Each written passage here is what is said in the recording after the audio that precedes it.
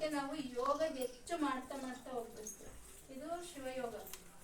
ದೃಷ್ಟಿ ಯೋಗ ಮಾಡಿದ್ರೆ ಸಾಕು, ನಾವು ಅದರಲ್ಲಿರ್ತಕ್ಕಂಥ ಯಥಾ ಬ್ರಹ್ಮಾಂಡ ತಥಾ ಪಿಂಡಾಂಡ ಅನ್ನಾಗೆ ಎಲ್ಲಾ ಶಕ್ತಿಯನ್ನು ಒಳ್ಕೊಂಡಿರೋದು ಲಿಂಗ.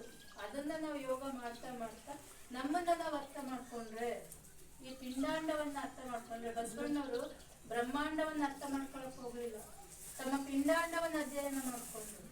ಆ ಪಿಂಡಾಂಡವನ್ನ ಅಧ್ಯಯನ ಮಾಡಿ ಮಾಡಿ ಅವರು ಸತ್ಯ ಕಂಡ್ಕೊಂಡ್ರು. ಸತ್ಯ ಕಂಡ್ಕೊಂಡಿದ್ದಕ್ಕೆ ಅಕ್ಕ ನಾಗಮ್ಮ 8ನೇ ತಿಂಗಳಲ್ಲಿದ್ದಾಗ, ಅವರು ಗರ್ಭವತಿ ಆದಾಗ, ಗರ್ಭದಲ್ಲಿರ್ತಕ್ಕಂಥ ಶಿಶುವಿಗೆ ಈ ಲಿಂಗ ತತ್ವ ಉಪದೇಶವನ್ನು ಮಾಡಿದ್ದಕ್ಕೆ ಅವರು ಅವಿರಳ ಜ್ಞಾನಿಯಾಗ್ಬಿಟ್ಟಿದ್ರು ಚನ್ನಬಸವಣ್ಣ. ಅದು ಇವತ್ತು ಸಂಪ್ರದಾಯ ಇದೆ, ಅದು ಇವತ್ತಿಂದಲ್ಲಿದ್ದು, ಅವತ್ತಿನಿಂದನೇ ಇದು ಅನಾದಿ ಕಾಲದಿಂದನೂ 12ನೇ ಶತಮಾನದಿಂದನೂ ಬಂದಿರೋ ಅಂಥದ್ದು. ಇದು ಸೀರೆ ಅದ್ರೇನಂತಾರೆ, ಕುಪ್ಸ ತೊಡ್ಸೋ ಕಾರ್ಯಕ್ರಮ, ಸೀರೆ ಉಡ್ಸೋ ಕಾರ್ಯಕ್ರಮ, ಹೂ ಮುಡ್ಸೋ ಕಾರ್ಯಕ್ರಮ ಅಂತ.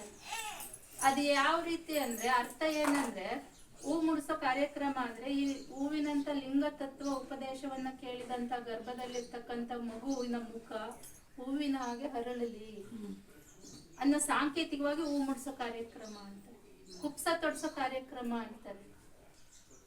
ಈ ಜಗತ್ತಿನ ಆಸೆ ಆಮಿಷಗಳ ಉಲುಹು ಏನಿದೆಯಲ್ಲ, ಅದು ಮಗುವಿನ ಮೇಲೆ ಬೀಳ್ದಂಗಿರಲಿ, ಮಾಯಾವರಣದ ಕುಪ್ಪಸವನ್ನ ಬಿಡಿಸಿ ಅಷ್ಟಾವರಣದ ಕುಪ್ಪಸವನ್ನ ತೊಡಸ್ಬೇಕು ಅಂತ. ಅದಕ್ಕೆ 8ನೇ ತಿಂಗಳಲ್ಲಿ ಮಾಡೋದು. ಗುರು, ಲಿಂಗ, ಜಂಗಮ, ವಿಭೂತಿ, ರುದ್ರಾಕ್ಷಿ, ಮಂತ್ರ, ಪಾದೋದಕ, ಪ್ರಸಾದ, ಈ 8 ಅಷ್ಟಾವರಣಗಳ ಕುಪ್ಪಸವನ್ನ ತೊಡಸ್ಬೇಕು. ಆ ಮಗುವನ್ನು ಹೊತ್ತಂತ ಮಗುವಿನ ತಾಯಿಯ ಮುಖನು ಕೂಡ ಸುಗಂಧ ಪೂರಿತವಾಗಿ ಸದಾ ಯಾವಾಗಲೂ ನಗೆಯಿಂದ, ಸುಗಂಧ ಭರಿತವಾದ ನಗೆಯಿಂದ ಕೂಡಿರಲಿ ಅನ್ನೋ ಸಾಂಕೇತಿಕವಾಗಿ ಹೂ ಮುಡ್ಸೋ ಕಾರ್ಯಕ್ರಮ, ಕುಪ್ಪಸ ತೊಡ್ಸೋ ಕಾರ್ಯಕ್ರಮ ಅಂತ ಹೇಳ್ತಾರೆ. ಅದನ್ನ ಇವತ್ತು ಕೂಡ ಮಾಡ್ಕೊಂಬಂದ್ರೆ, ಆದ್ರೆ ಈಗ ಏನಾಗಿದೆ, ಲೌಕಿಕರು ಅದ್ರ ಅರ್ಥ ಗೊತ್ತಿಲ್ಲದೆ ಪದ್ಧತಿ ಮಾಡ್ಬೇಕು ಮಾಡ್ಕೊಂಡು ಹೋಗ್ತಾ ಇದಾರೆ ಅಷ್ಟೇ. ಈಗ ಲಿಂಗ ಪೂಜೆ ಮಾಡ್ಬೇಕು ಮಾಡ್ತೀವಷ್ಟೇ, ಅರ್ಥ ಗೊತ್ತಿರಲ್ಲ. ಪೂಜೆ ಮಾಡೋದು ಜಗ್ಲಿ ಮೇಲೆ ಇಡೋದಾಗ್ಬಿಟ್ಟಿದೆ. ಜಗ್ಲಿ ಮೇಲೆ ಯಾವತ್ತೂ ಇಡಬಾರ್ದು. ನಮ್ಮ ರಕ್ಷಾ ಕವಚ ಅದು. ನಮ್ಮ ಹತ್ರ ನಾವೆಲ್ಲೋದ್ರೂ ಅದು ನೆಗೆಟಿವ್ ಎನರ್ಜಿಯನ್ನು ತಗೊಂಡ್ಬಿಟ್ಟು ನಮಗೆ ಪಾಸಿಟಿವ್ ಎನರ್ಜಿ ಬಿಡುಗಡೆ ಮಾಡುತ್ತೆ. ನಮ್ಮ ಅಂಗಕ್ಕೆ ಟಚ್ ಇರಬೇಕು. ಅದಕ್ಕೆ ಏನ್ ಹೇಳ್ತಾರೆ, ಜ್ಯೋತಿ ಮುಟ್ಟಿದ ಬತ್ತಿಯೆಲ್ಲ ಜ್ಯೋತಿ ಒಪ್ಪುವಯ್ಯ, ಸಾಗರವ ಮುಟ್ಟಿದ ನದಿಗಳೆಲ್ಲ ಸಾಗರ ಒಪ್ಪುವಯ್ಯ, ಪ್ರಸಾದವ ಮುಟ್ಟಿದ ಪದಾರ್ಥವೆಲ್ಲ ಪ್ರಸಾದ ಒಪ್ಪುವಯ್ಯ, ಲಿಂಗವ ಮುಟ್ಟಿದ ಅಂಗವೆಲ್ಲ ಲಿಂಗ ಒಪ್ಪುವಯ್ಯ, ಸಕಲೇಶ್ವರ ದೇವ ನಿಮ್ಮ ಮುಟ್ಟಿದವರೆಲ್ಲ ನಿಮ್ಮಂತ ಕರೆಯ. ಈ ಒಂದು ಸಾಂಕೇತಿಕವಾಗಿ ಸೀರೆ ಉಡ್ಸೋ ಕಾರ್ಯಕ್ರಮ ಮಾಡೋದು 8ನೇ ತಿಂಗಳಲ್ಲಿ. ಆ ಮಗುವಿಗೆ ಲಿಂಗದ ಬಗ್ಗೆ ತತ್ವ ಉಪದೇಶವನ್ನು ಕೊಡೋದು. ಅಷ್ಟಾವರಣ ಅಂದ್ರೆ ಈ ವಿಭೂತಿ. ಅದಕ್ಕೆ ನಾವೇನ್ ಮಾಡ್ತೀವಿ, ಬಸವ ಧರ್ಮದಲ್ಲಿ ಈ ಜಾಕೆಟ್ ಏರ್ಸೋದು, ಹಣ್ಣು ಕಾಯಿ ಇಡೋದು ಮಾಡಲ್ಲ. ವಚನ ಬುಕ್ಸು, ರುದ್ರಾಕ್ಷಿ, ವಿಭೂತಿ ಇವನ್ನಿಡೋದು. ಅಷ್ಟಾವರಣಗಳಲ್ಲಿ ಏನ್ ಬರ್ತಾವಲ್ಲ ಅದ್ರ ಜೊತೆಗೆ ಪಾದೋದಕ ಅಂದ್ರೇನು, ಪ್ರಸಾದ ಅಂದ್ರೇನು ಅದನ್ನ ತಿಳಿಸಿ ಹೇಳ್ಬೇಕು. ಅವ್ರು ಊಟ ಮಾಡ್ತಕ್ಕಂಥದ್ದು ಯಾವ್ದು ಊಟ ಅನ್ಕೋಬಾರ್ದು, ಪ್ರಸಾದ ರೂಪವಾಗಿ ತಗೋಬೇಕು ಆ ಭಾವನೆಯಿಂದ. ಅವಾಗ ಅದ್ರಲ್ಲಿ ಒಂದು ಶಕ್ತಿ ಇರುತ್ತೆ. ಸ್ನಾನ ಮಾಡುವಾಗ ಕೂಡ ಅದ್ರಲ್ಲಿ ಬಸವ ಓಂ ನಮಃ ಶಿವಾಯ ಅಂತ ಬರುದು ಮಜ್ಜನ ಮಾಡ್ಬೇಕು, ಸ್ನಾನ ಮಾಡ್ಬೇಕು. ಅದು ಈ ರೀತಿ ಅವರಿಗೆ ಜಾಗ್ರತೆ ಮೂಡಿಸೋದ್ರಿಂದ ಅದು ಮಗುವಿನ ಮೇಲೆ ಪರಿಣಾಮ ಬೀರುತ್ತೆ. ಆ ಮಗುವಿನ ಮೇಲೆ ಈಗ ಗ್ರಹಿಸೋ ಶಕ್ತಿ ಇರುತ್ತೆ, ಆತ್ಮ ಜಾಗೃತ ಆಗುತ್ತೆ ಇರ್ತಾರಲ್ಲ 8ನೇ ತಿಂಗಳಲ್ಲಿ ಗ್ರಹಿಸುತ್ತೆ. ತಾಯಿ ಏನು ಅದೇ ಬಯಕೆ ಅಂತಾರಲ್ಲ, ಅದು ತಾಯಿಯ ಬಯಕೆ ಅಲ್ಲ, ಮಗುವಿನ ಬಯಕೆ. ತಾಯಿ ರೂಪದಲ್ಲಿ ಹೊರ ಬರುತ್ತೆ ಅಷ್ಟೇ.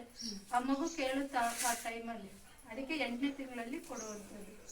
ಆವಾಗ ಕೊಟ್ಟಂತ ಸಂಸ್ಕಾರ ಯಾವತ್ತೂ ಹೋಗಲ್ಲ. ಅದು ಈಗ ಕೊಡ್ತಾ ಇರೋದು ಯಾಕೆ ಅಂದ್ರೆ, ಬಿಳಿ ಪೇಪರ್ ಇದ್ದಂಗ ಐತ ಮಗುವಿನ ಚೈತನ್ಯ ಮನಸ್ಸು ಎಲ್ಲ. ನಾವೇನ್ ಬಿತ್ತುತ್ತೀವ ಅಲ್ಲಿ ಅದು ರೆಕಾರ್ಡ್ ಆಗುತ್ತೆ ಆ ಮಗುವಿಗೆ ಆತ್ಮದಲ್ಲಿ, ಚೈತನ್ಯದಲ್ಲಿ. ಅದು ಕ್ರಿಯಾ ರೂಪಕ್ಕೆ ಬರುತ್ತೆ. ಈ ಕಣ್ಣಿನಿಂದ, ಈ ಸ್ಥೂಲವಾದ ಕಣ್ಣಿನಿಂದ ಈ ಬಹಿರಂಗವಾದ ಜಗತ್ತನ್ನು ನೋಡ್ಬಿಟ್ರೆ ಎಷ್ಟು ಮಾಯಾವರಣ ತುಂಬಿಕೊಂಡಿದೆ ಜಗತ್ತಲ್ಲಿ. ಅದ್ರದ್ದು ಯಾವ್ದು ಮಗುವಿಗೆ ಬೇಳ್ಬಾರ್ದು ಅಂತ ಹೇಳಿ ಈ 8ನೇ ತಿಂಗಳಲ್ಲಿ ಈ ಕಾರ್ಯಕ್ರಮ ಮಾಡೋದು. ಅದಕ್ಕೆ ಆ ಮಗು ಆ ತಾಯಿಯನ್ನ ಶತಸ್ಥಲ ಗದ್ದೆ ಮೇಲೆ ಕೂರಿಸಿ, ಅದ್ ಯಾಕೆ ಮಾಡ್ತಾರೆ, ಕುರ್ಚಿ ಮೇಲೆ ಕೂರ್ಸೋದು, ಸಿಂಹಾಸನ ರಾಜರ ಕುರ್ಚಿ ತರ್ಸೋದು, ಓನರ್ ಹಾಕೋದು ಅಷ್ಟೇ. ಸಂಪ್ರದಾಯ ಮಾಡ್ತಾರೆ, ಯಾಕೆ ಮಾಡ್ತಾರೆ ಅರ್ಥ ಏನಂತ ತಿಳ್ಕೊಂಡ್ ಮಾಡೋದು. ಅದೊಂದು ಪದ್ಧತಿ ಹಿರಿಯರು ಮಾಡಿಟ್ಟಿರೋದು ಅಂತ ಮಾಡ್ತಾರೆ ಅಷ್ಟೇ. ಹಂಗಾಗಿ ಇದನ್ನೆಲ್ಲ ಅರ್ಥ ತಿಳ್ಕೊಂಡು ಮಾಡಿದಾಗ ಅದ್ರ ಭಾವನೆನೇ ಬದಲಾವಣೆ ಆಗುತ್ತೆ. ಒಳ್ಳೇದಾಗ್ಲಿ ಅಂದ್ ಹೋಗ್ಬಿಡ್ತಾರಷ್ಟೇ. ಆದ್ರೆ ಯಾವ ರೀತಿ ಹರಿಸ್ಬೇಕು ಅಂತ ಬಸವಣ್ಣವ್ರು ಹೇಳಿದ್ದಾರೆ. ಆ ಮಗುವಿಗೆ ಯಾವ ರೀತಿ ಹೇಳ್ಬೇಕು ಅಂತ